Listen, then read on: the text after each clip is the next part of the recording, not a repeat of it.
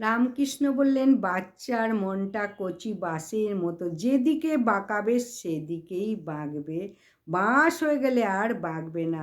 চাণক্য পণ্ডিত বলেছেন, যখন ছেলে মেয়ের বয়স 5 থেকে 15 বছর হবে তখন কিন্তু তাদের শাসনে রাখবে, তা না হলে ছেলে মেয়ে বিগড়ে যাবে। 16 পেরিয়ে গেলে মা বাবা বন্ধু হয়ে যাও, যদি বন্ধু না হতে পারো তাহলে ছেলে মেয়ের কাছে বিপদে পড়বে।